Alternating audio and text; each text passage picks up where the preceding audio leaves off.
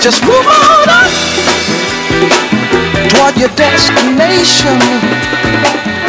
Though you may find from time to time complication.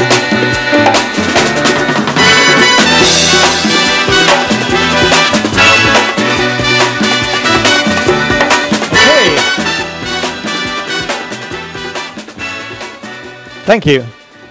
Very welcome, everyone.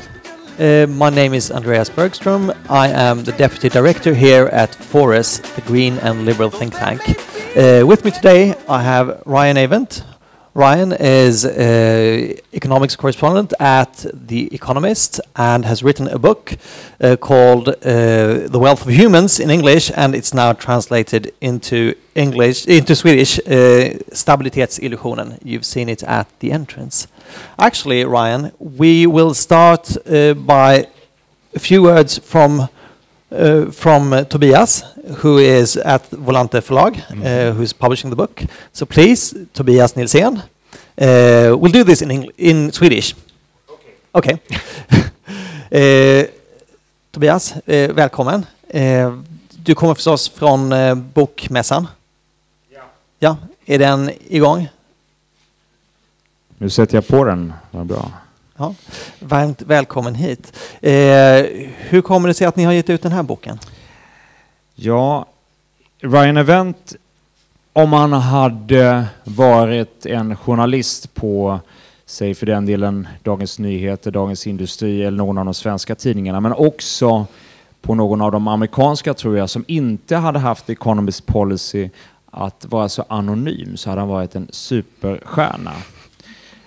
Men i The Economists anonyma värld så är han, som vi brukar säga, den enda profilen där. Så jag hade en aning om att det var en väldigt klarsynt och fantastisk tänkare, och sedan så fick vi också ett proposal för några år sedan. Proposal är ju så i förlagsbranschen då att man inte hela manuset i sig, utan det är som beskriver vad boken ska handla om.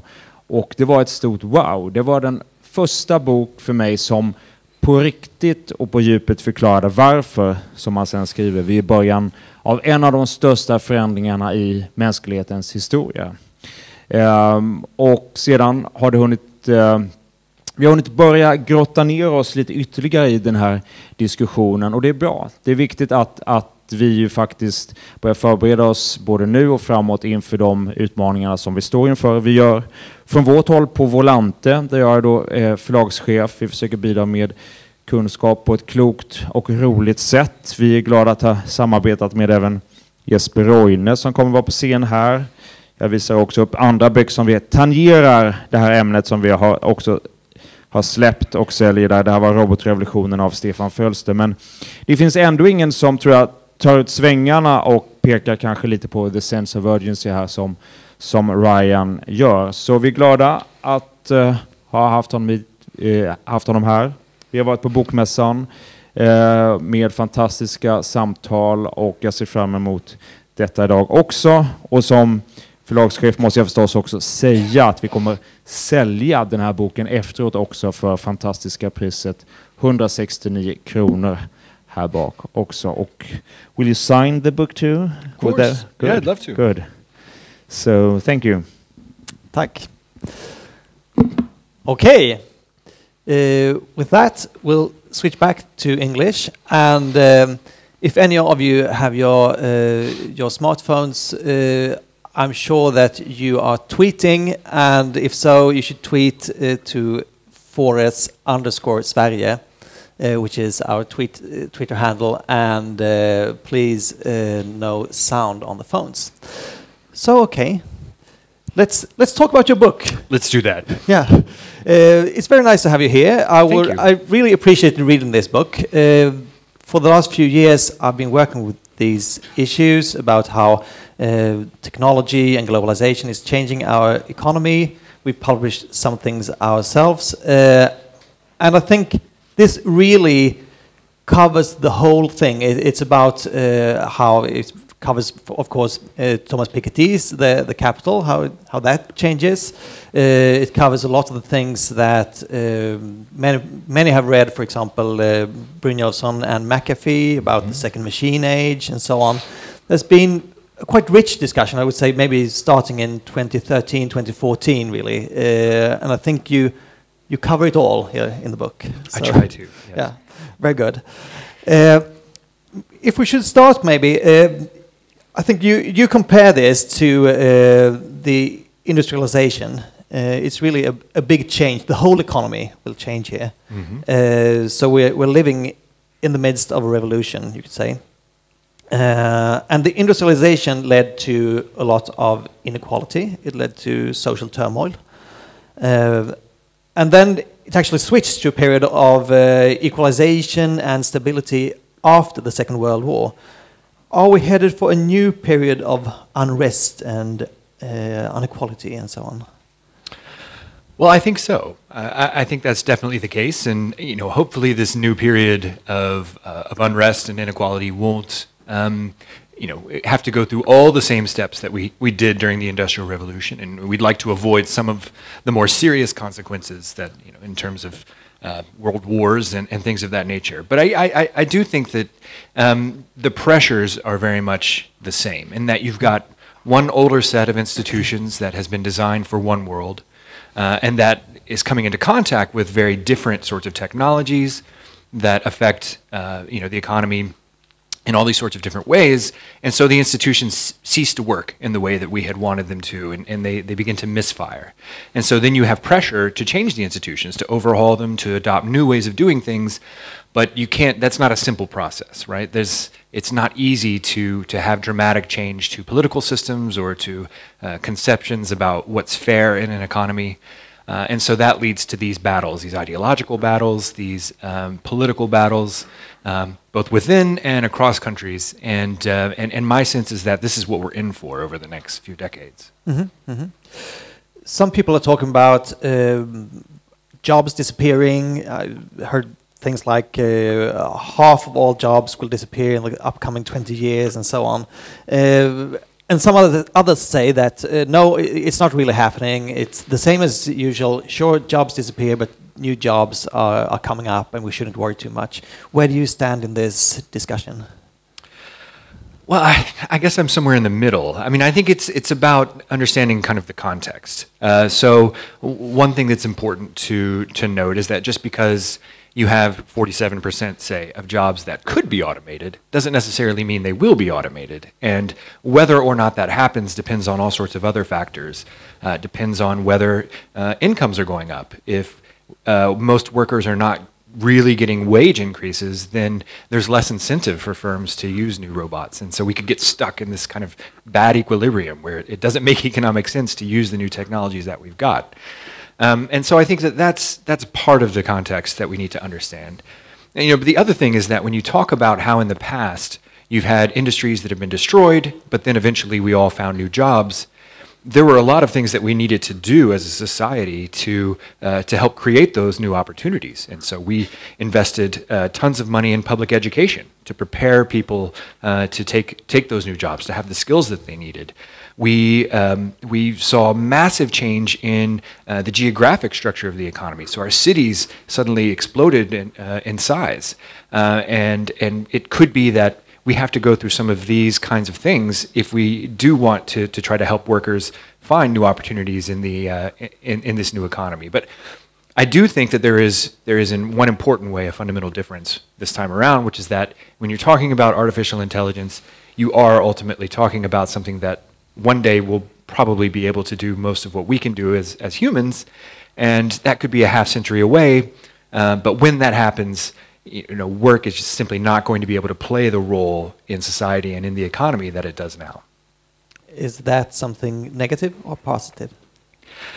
Well, if there's one thing I would like people to take away from the book, it would be that it all depends. And it all depends on us and on what our reaction to it is. If we can find ways to change our society so that people don't have to work to earn an income to survive, so that people can be accepted into society without necessarily being, without having to contribute through paid work, then we could end up in a very good world. We have, these technologies create the possibility of us doing things much more productively, of us being much richer and healthier. But then there's always the possibility that we'll get it wrong and that we won't be able to adapt in time, that the conflicts will be, will not be able to be resolved on the, and we'll all be sort of overcome by this change. And I hope we manage to avoid that, but it is a possibility. Yeah. So let's say that sometime in the future, perhaps half a century from now or so, artificial intelligence, robots, machines can do almost everything that human beings can do. I might be dead by then. Why should I worry here and now? Well, so if you think about driverless cars, right, which is something that the capabilities of these sorts of cars have been improving dramatically over the last 10 years at a much faster pace than we had imagined they would. And it's not unreasonable to think that in 10 years' time, there will be lots of driverless vehicles out there doing various jobs. And as that happens, drivers will be displaced. Now, drivers represent relatively small share of the employment in an economy. But you can still imagine that if 2% or so of people who are employed are permanently displaced by technology, that throws a big wrench into the works and creates a lot of disruption economically. It creates a lot of pressure on politicians to do something dramatic to help them out. And so even though we're 50 years away from all of us being useless and all of us being unnecessary, we're talking about a much shorter time frame until enough people are affected by this to create trouble. And I would actually say that we're already really there, that we're in a position where incomes have not been growing by very much for 10 to 20 years in a lot of advanced economies. And that is because firms don't feel, because they have the opportunity to automate or move jobs abroad, they feel no pressure to respond to wage demands that workers have. And that's obviously contributing to the sense that institutions are failing and the desire for new ways of doing things. So we're already in this world, even though we remain a long way away from a world in which robots are doing everything for us. Yeah. So this also touches on, I think we'll do it in two separate things. So it's inequality is one thing, and also adapting to a changing labor market is another thing. Let's start with inequality. So we see, as you say, in several countries, we've seen the median wages being quite flat for quite some period. Sweden is really an exception here. On the contrary, we've had steeply rising median wages for 20 or 20 plus years. But on the whole, you can see that it was used to be seen as a constant that the wages and capital gains was like something 50-50 or so. Mm-hmm. But now that ratio has been changing. So what are the main reasons for this? It has both something to do with capital and something to do with the wage incomes. I think that's right, yes. I mean, so there's a few different things that are going on. One is that new technologies are making life very difficult for workers. They're depriving workers of bargaining power because firms have so many opportunities to squish worker bargaining power and to sort of threaten, to automate or whatever in order to prevent wages from going up. So you have that story on one side. And then, of course, when firms do decide to automate, that's a direct substitution of capital for labor, which contributes again to the share that workers are earning getting squeezed. But you have another story as well, which is that people who are within superstar firms or who are superstar professionals are, as a result of technology, able to do fantastically well. Suddenly they're able to sell their software or their, whatever it is that they're producing to people all over the world. They are able to use technologies to serve their clientele while hiring many fewer workers. They become much more productive in that sense. And then you also have companies which have been able to use these new technologies and use the data that they gather as barriers to entry. And so you have less markets that are less competitive. And so the result of that is you have a small set of individuals and companies that have just done enormously well, that have captured, depending on the country, a very large share of the gains from growth over the last 20 years. And it's hard to see how that's going to be unwound, I think. But you're starting to see a bit of a backlash to those sorts of dynamics. Yeah. So it's actually like three parts. It's the wages being pushed back. It's also the superstar economy, and it's also monopolistic tendencies among those big companies at the same time. To what extent can this be harnessed politically? Because if I look at the statistics, it's actually quite different between different countries. I mean, some countries have, if you look at, for example, at the top 1% income, in some European countries, it's actually more or less a flat line. The 1% share for the last 20 or 30 years has been the same. In some countries, it has risen somewhat, in Sweden, for example, and in some countries like the US, it is more or less back at the levels it was in the back in the 1890s or something. Yeah. How come? Is this for political reasons, or is it that automation and globalization has different effects on different countries? Are there any explanations? There are, I think. I mean, so some of it is that there are different effects in different countries. That's surely part of it. I think the bigger story is that states have different ways of taxing. They have different welfare, kinds of welfare states that mean that these effects play out differently. So in Germany, you've seen really extraordinary employment growth, which has been great, but a lot of that is because work is increasingly being shared. So if you actually look at total hours worked in Germany, it hasn't really gone up at all over the course of this labor market miracle. And of course, wages haven't really gone up by much until the last year or so. And so Germany is successful in some ways, but it's struggling in others. One thing that I think is true across just about every economy is that the share of GDP that is paid out in wages and salaries, the labor share of income, has been falling. And it's been falling in rich countries.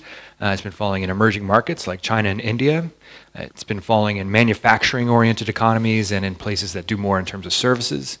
And so even though you have differing degrees of inequality in some places and that sort of thing is different across countries, this is a sort of universal, that labor is kind of getting screwed no matter where you look.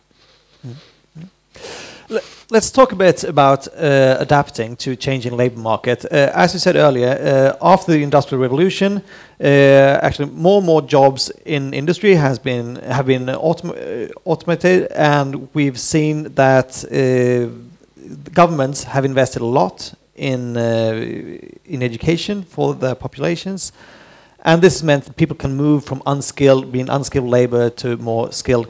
Now we see a big, actually what is growing a lot now is actually even more unskilled things. It's a lot of big service sector is growing now.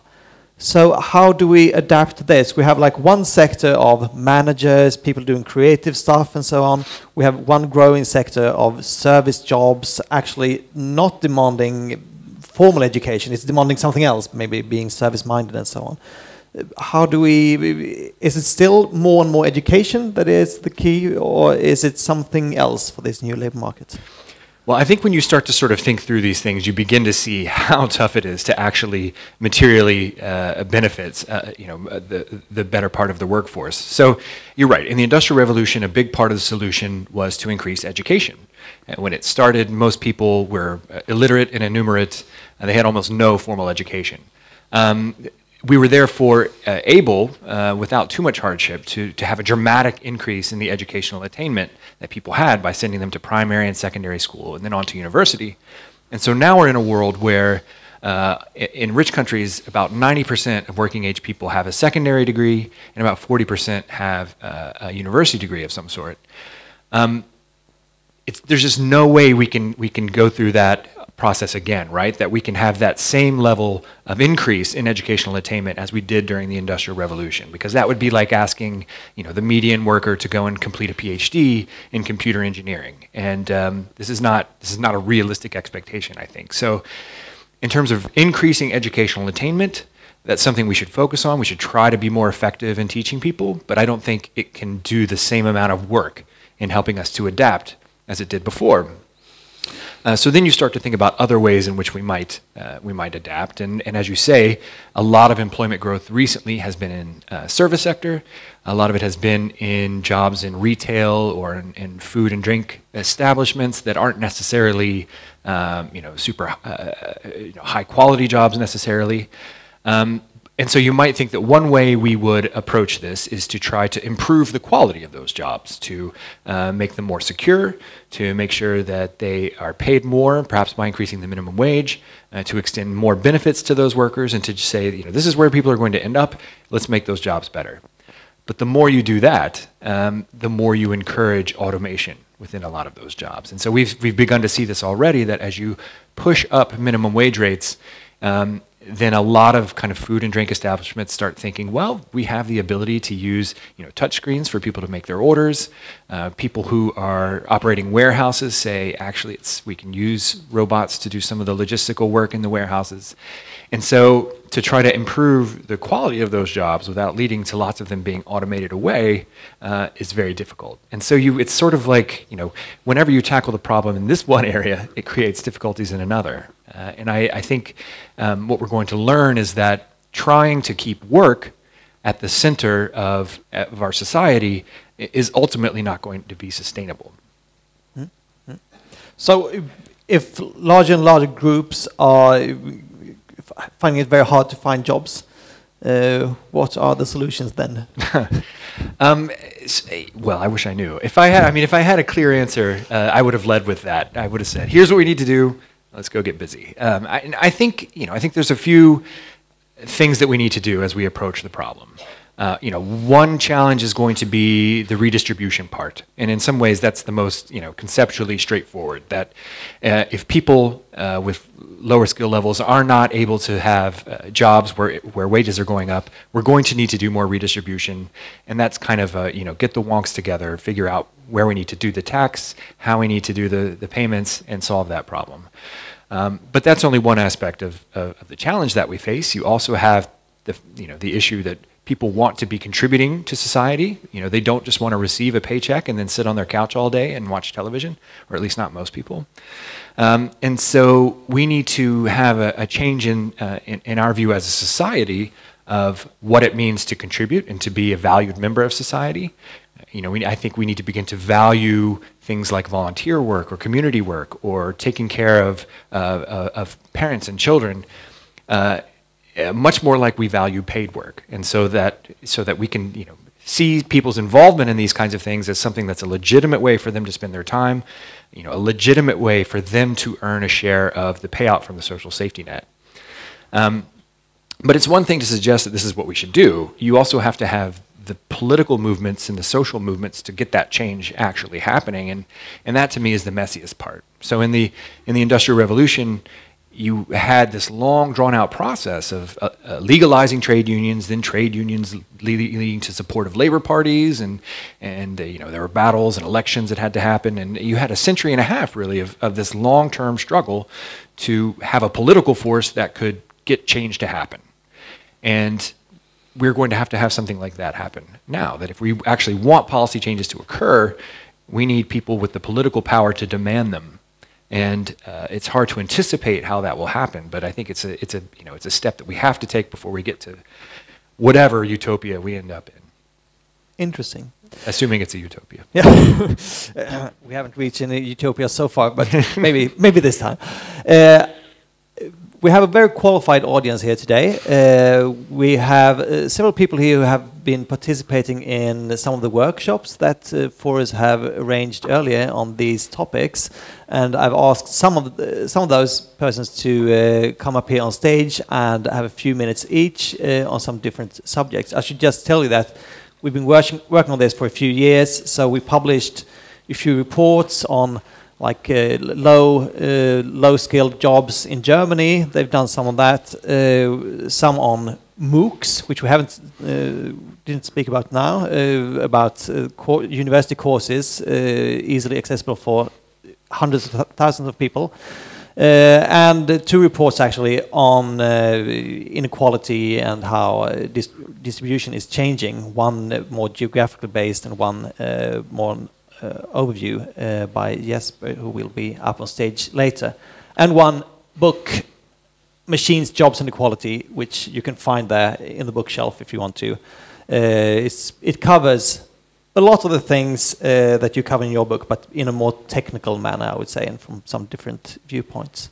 We'll have some of those guests up now, and I would like to start with Elisabeth Thand Ringqvist. Welcome up. Hey. Very nice to meet you. Elisabeth, you have, it's not the main point on your CV that you participate in our workshops. I think you've done several things. Yeah, I think we met first actually in politics, where both you and I have been working for politicians, and you also wrote a book called Nerdonomics. I think this is the English, but it is in Swedish as well, isn't it? Yeah. Swedish. So you can find it both in English and Swedish. The big impact of small business on the future of economic growth. And you've spoken on our workshops about the gig economy and things like that. And please say something about that, and let's have a small discussion about that here. Yeah, so my starting point for Nerdonomics was the platforms that enabled small business or nerds across the globe to unite and find each other in a way that they never could before, and then become global, prosperous businesses. So that's the talking about the other side of the big data economy. And I was thinking when I was listening to you, I started to write that book 4 years ago, and I mean it's like ages when it comes to politics nowadays. Thinking about what happened after that, I underestimated a couple of things, and that's one was the power of those platforms to start challenging the labor market, the easiness that you could actually be working with on like the gig economy that we started to talk about a couple of years ago, and how that is creating both the goods and the bads. And then we're still waiting for regulation about that in Sweden, as I think in a lot of countries. The other thing I underestimated was the power of algorithms. We're talking about artificial intelligence, but the way that you can actually use algorithm to figure out so many things about people and the impact that would have on society. I currently work with a lot of fintech, and I'm an investor in fintech companies. And what we see is that your personal risk is going to be totally individual, because we will know by the behavior that you have on the internet, the way you behave with credit cards and all the numbers that you have, and the pattern that you create, you will have your individual risk. And that will also be coming to insurances. You will have Internet of Things deciding what type of insurance and the insurance premium that the cost of the insurance that you're going to pay.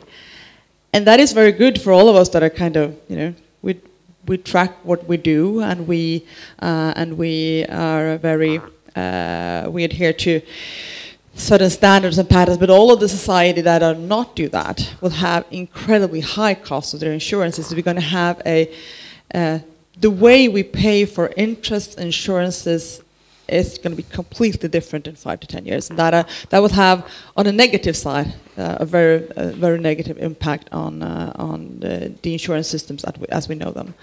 It's going to be good for some and really, really bad for some others. And the third thing I underestimated was also in the way that the speed of the transformation of value chains as businesses. We knew that from industrial companies, But we now see that in all of the companies that work with, like banks or insurance companies, they're totally being going to fall apart.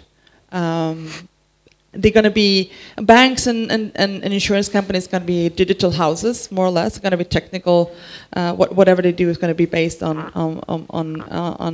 different sort of techniques, and the impact that has is that there are very few big businesses that actually are part of the discussion that we're having today. So what you're saying is that this process of where we need to have politicians and business talking, there's going to be a lot of small businesses doing this talk, and they're just entrepreneurs trying to reinvent a lot of businesses, and they are not part of the normal societal talk, and there's a lack of a voice there. Yeah. Should we start perhaps with the gig economy, platform economy? You actually have some things about this here as well. Do you think, is this changing the labor market considerably, or is it just a fringe thing? Well, I think that I'm probably a little more pessimistic about the potential for the gig economy to solve a lot of these problems. My perspective on this is that right now a lot of gig economy apps are built on the premise that there are a lot of underworked people out there who are willing to take, tenuous jobs at low pay, and that these jobs are conditional on there being all these sorts of people at the fringes of the labor market who don't really have other opportunities, and that then if you on a broad basis try to upgrade the quality of these jobs, either the business case for them goes away, or you sort of have people like Uber saying, well, it's fine, we'll just automate all the vehicles. And so there will be lots of places in which there are good jobs and kind of, in what I think will be gig capacities, but they will, it won't amount to what we think is as mass employment. Mm-hmm. Mm-hmm. And I can see that why would there going beyond the apps in 10 to 20 years, why would you have an employer at all? You'll all be your own employer. There will be no long-term job at a big company anymore.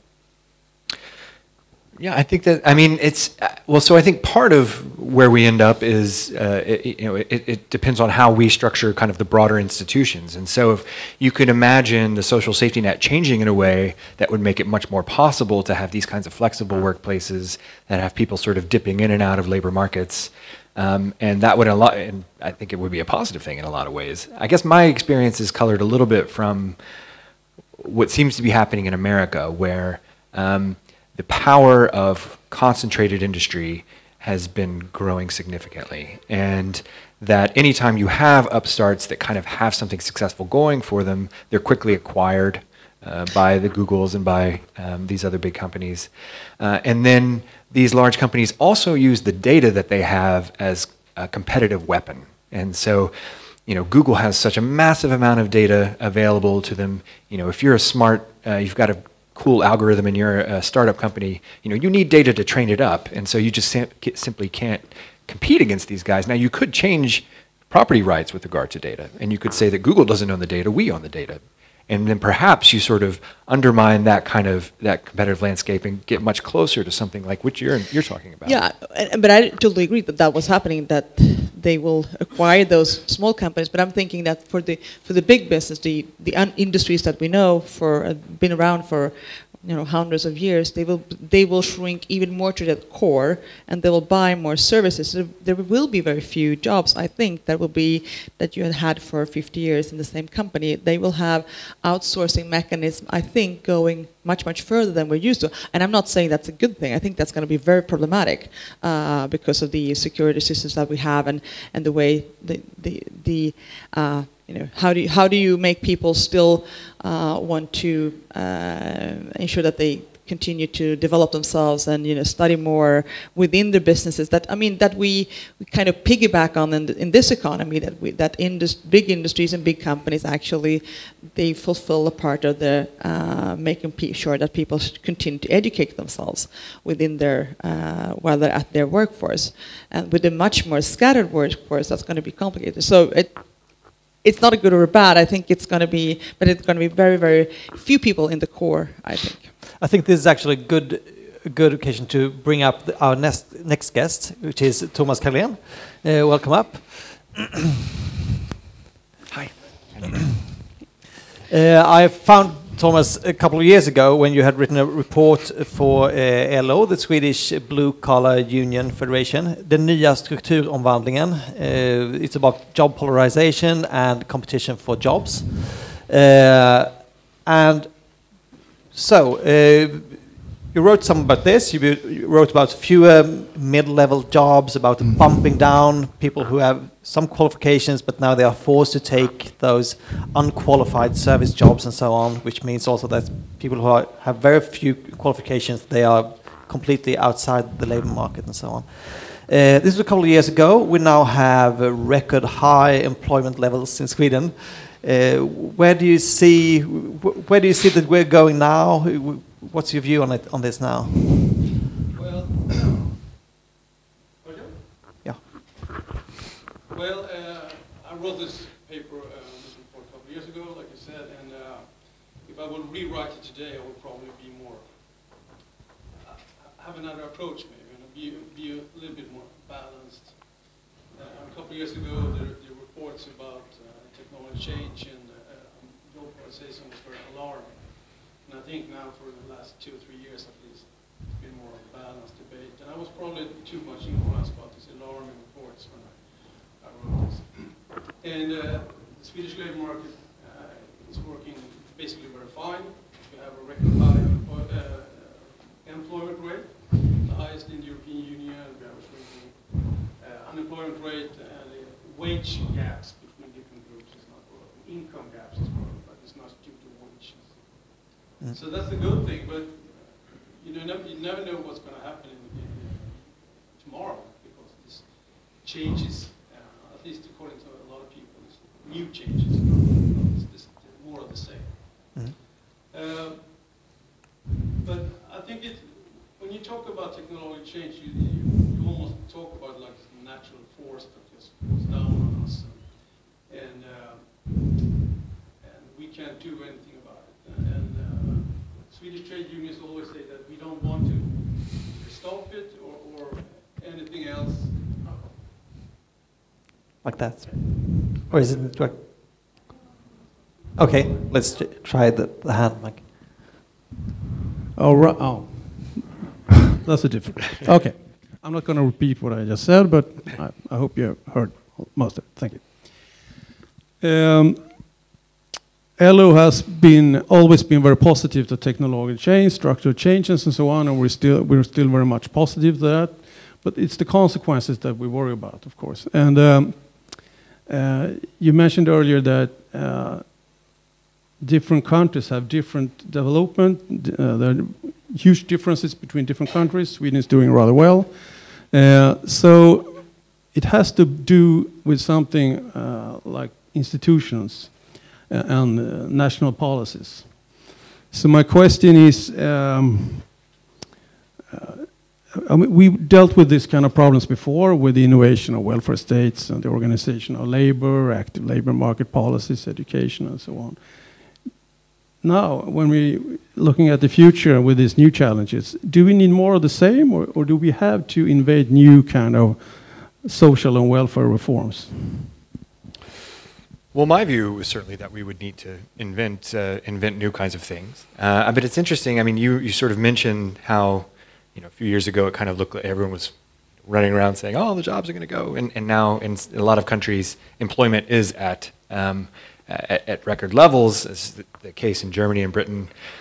What has been interesting to me to note is that in most countries, you sort of have this trade-off between wage growth and employment growth. And so the places that have seen really strong employment growth have largely had flat wages, and it almost seems like it's only because workers aren't getting paid very much that firms are deciding to use them. It seems like Sweden is the exception, so it seems like I should be asking you, what's the key to this? But yes, I mean, I think in most circumstances, it doesn't seem like we've really hit on what the right set of institutions are, and there's going to need to be some change. But I'm not quite sure what those are going to end up looking like. Mm-hmm. Because this also actually connects with the platform economy, the gig economy, and so on. If people are working in different ways, that will maybe mean a need for new institutions. So do you have any ideas on that? Have you been discussing this within LO? Yeah, maybe we were a bit slow in the beginning, but now we're really discussing this. And of course, we're 14 affiliates within LO, and some of them are affected more, some are less, but the discussion within LO is starting to intensify, I would say. I think, might sound a bit boring, but I think we need, from our point of view, we need more to say. We need to organize this new kind of labor with the self-employment persons and so on. So I guess we're looking at this more of the same, more than inventing completely new things. Mm-hmm. But I would like to, we talk a lot about the impact on labor and workers, and that's of course very important, at least for a trade unionist, of course, but how about the impact on companies? Because existing companies will also face a huge challenge to keep up with changes, or they will be just forced out of their markets. So this is kind of a new idea maybe, but do workers and trade unions on one hand, and companies, shareholders, stakeholders, capital owners on the other hand, do they have a common challenge in this? Could there be a new kind of collaboration between labor and capital in the light of the digital revolution that you're writing about?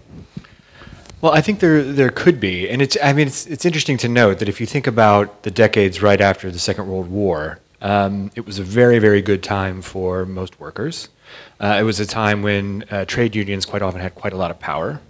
But it also wasn't really a time that we think of as there being kind of massive amounts of competition within industries. Actually, you had a lot of kind of really big, really dominant companies that were kind of fat and happy and earning, plenty of money. And so the approach that we had at that time was, it was sort of labor and capital work together, kind of at the expense of the consumer. And as you look at the United States. I think on the left there is this debate. You have some people who want to break up Amazon and break up Google and all of that. I think there's probably another set of people who think we're fine with those companies earning massive profits. What we really want is for them to share those profits more with their workers. And so there is a vision of a world out there where you have not very competitive markets, really profitable companies, but also powerful trade unions that allow workers to share in that.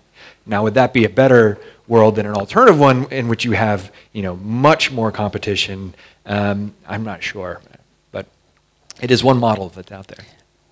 I'm thinking that it's if we're facing a world where there are going to be more people self-employed and different employed, then empowered workers is going to be the big thing. Whether if they will be structured the way they are today, probably not. But I think that the empowerment of the work is going to be incredibly much more difficult and much more important. Well, I totally agree with that. We need to be able to organize a new kind of occupations, new kind of labor, absolutely. But that's of course that has been the struggle for 120 years for us, through different industrial revolutions. And I mean, in the short term, we always see losers, but in the long term, you can say that most or maybe all workers has been winners, at least in the Nordic countries. So we tend to look back at technology change to see that it benefited all. But now we're looking in the future, we live in a constant period of fear, because is this time different? Will there be losers in the long run, or will it be just like the previous revolutions? Well, I think you're certainly right that over the long run that the technologies of the industrial era really did benefit everyone. I guess I would say that, you know, there were a lot of periods during that history where there were a lot of losers. That, you know, when you think about the Luddites, who were, you know, craft workers in textiles and who were angry about automation and smashed the machines, you know, they had a point. Like their livelihood was destroyed essentially, and the wage gains that came later didn't really benefit them at all. So I think it's, you know, we're talking about long-run prosperity, but a lot of short-run pain along the way.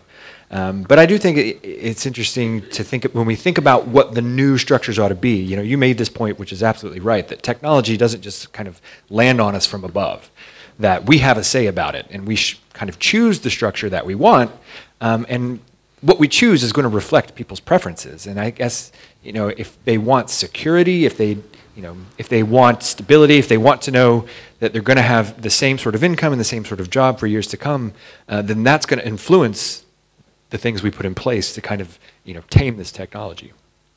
I think it's time actually to change the subject a bit. You can actually stay, Thomas, but thank you, Elisabeth. Thank you. And I will ask Mårten to join us on stage. Please, Mårten Blix. Mårten is a senior fellow at the Research Institute IFN, author of several reports and books on digitalization. I brought this one, which I think is actually quite impressive. The economy and digitalization, opportunities and challenges. It covers, well, most everything there was to cover in 2015 when you wrote it. You also have your own book there, more recent publication. And you had an article today in Svenska Dagbladet about how digitalization is changing inflation and monetary policy. Please. Well, I didn't realize it was going to be such a quite a book bonanza. That's why I made sure to bring my own. I very much enjoyed reading the book that you wrote, and I thought it'd be interesting to change tack a little bit and to take up some other issues. So I found a quote which I thought was a little bit uncharacteristic, unprovocative from The Economist. So here's a quote from your book. A central bank that targets low and stable inflation does not automatically keep on a healthy growth path. So let's talk about monetary policy and the connection to the labor market. We had a kind of event, non-event here on Friday in Sweden where the central bank governor was reappointed. And yet there's a lot of issues about how the labor market works that affect wage formation. Central banks for a long time have had trouble to understand the inflation. Inflation has been very low in many countries. There are lots of explanations. There are lingering effects from the Great Recession, etc. But there are also these things, the transformation that you've talked about. And these kind of insights are, I mean, they're fairly new. I mean, you refer to the falling wage share of labor, but that's a 2014 paper. So these kind of things are entering a bit slowly into the mindset. So putting on to that, the IMF has done a recent paper where they looked at that the wage has been very stagnant in a lot of countries. Now in Sweden it's not happened, but we see that all this technology is coming. And one of the things that you talk about here a little bit, but also in your book, is about Uber. But I think that it's interesting to note that automation and services, gig services, are not just coming to these kind of simple things. We talk a little bit too much about Uber.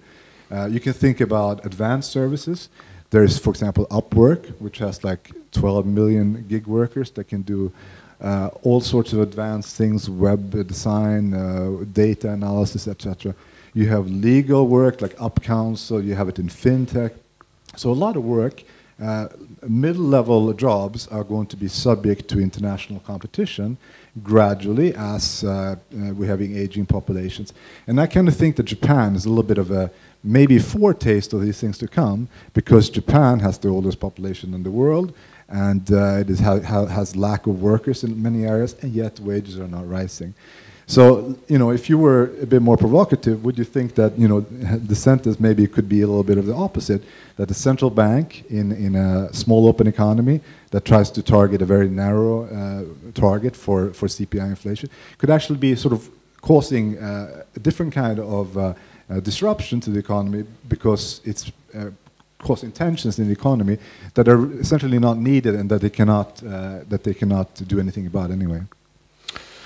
Well, I think there's certainly. I think you make a lot of good points. I should say I'm someone who's obsessed about monetary policy and central banks, and most people, their eyes sort of glaze over when they start talking about it. But it's so important. It's so historically so important, and makes such a huge and unappreciated difference in our lives. So this is a really big deal that central banks are struggling to raise inflation, that they're not quite sure, what to make of current economic circumstances.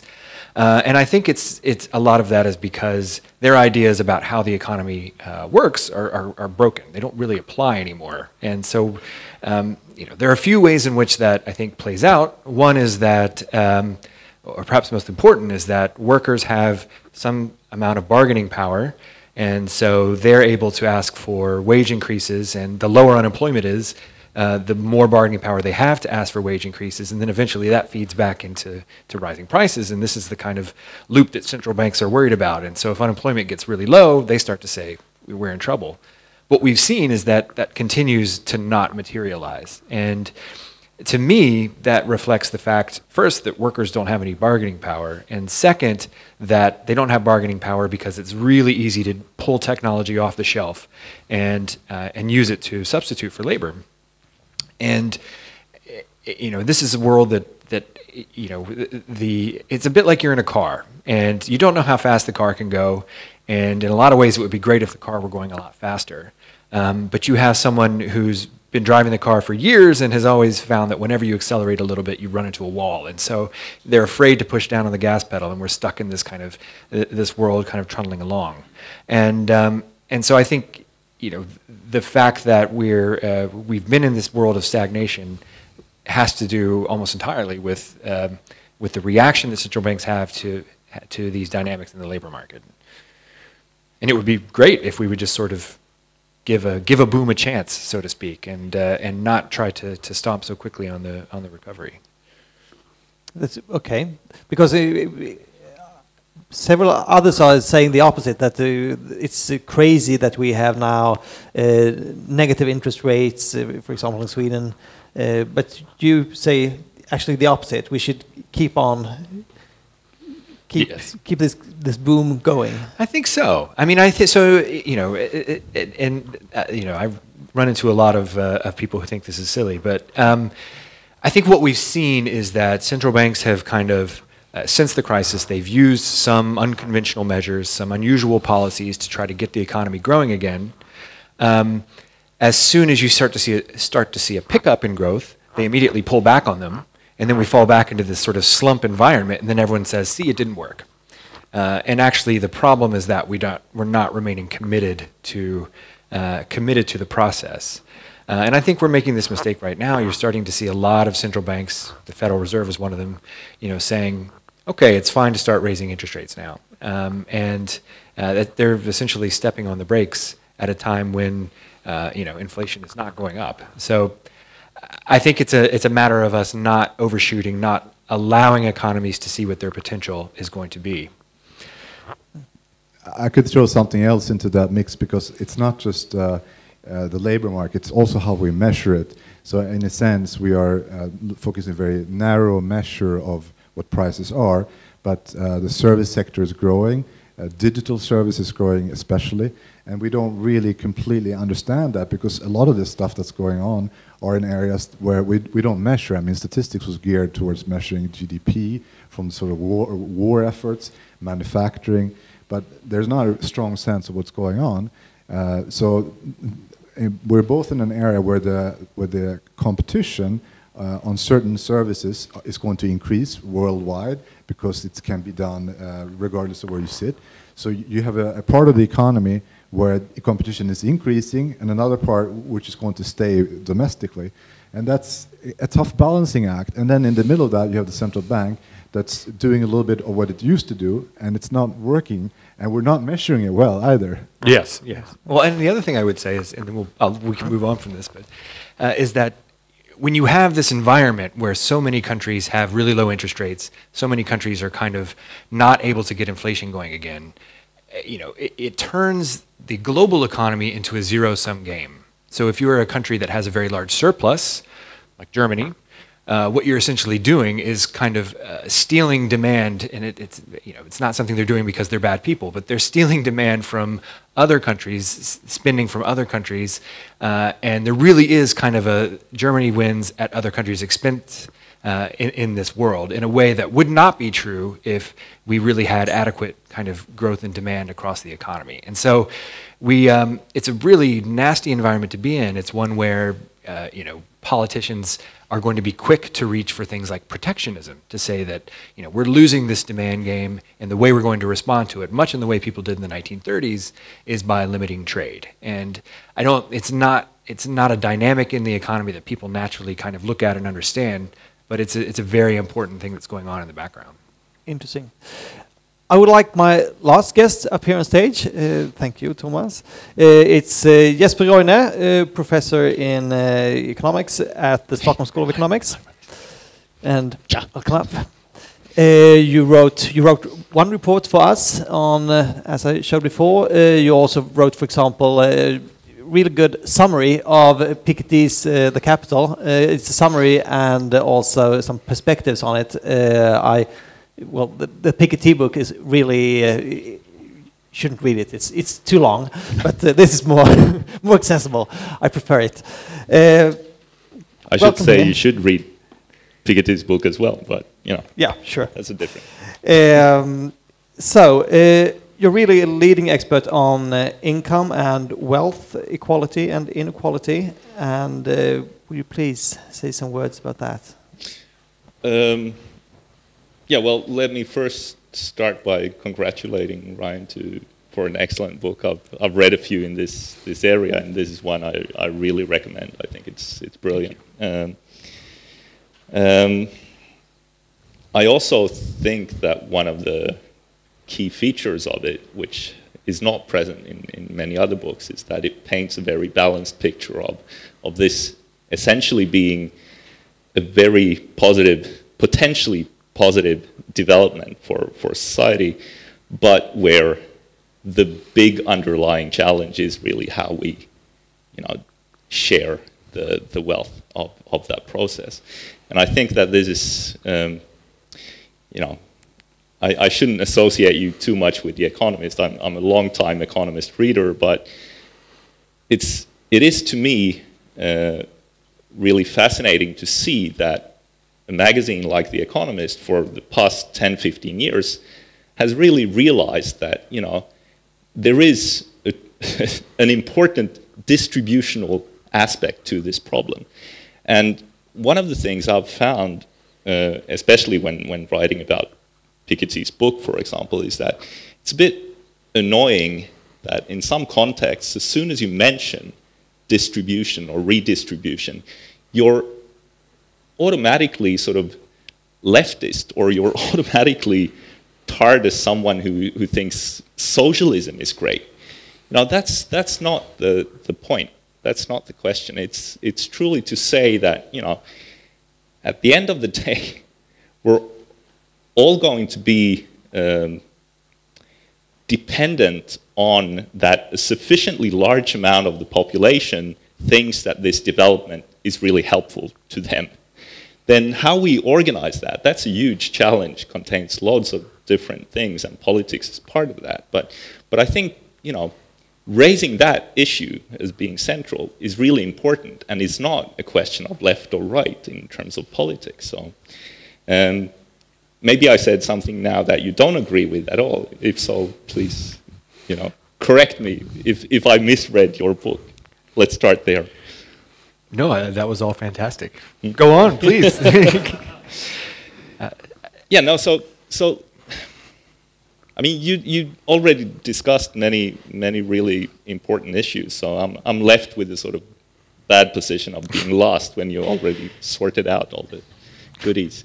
But one thing you mentioned, which I think is also really fundamental, and we haven't thought enough about, is the question of property rights and how that plays into this. Because if you look at, from an economic theory point of view, you have basically in what economists call endogenous growth theory, like explaining how the growth process works. You have essentially two schools, right? You have one which puts very high emphasis on the creative destruction process.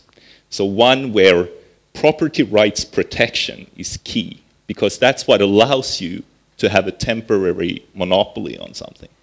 Then you have a different strand of that literature that puts very high emphasis on the non-rivalry aspects of information and blueprints and ideas.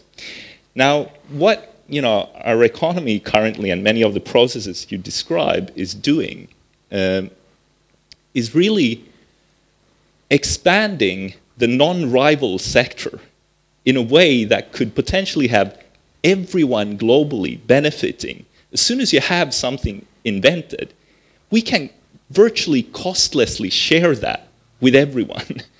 That's massive upside.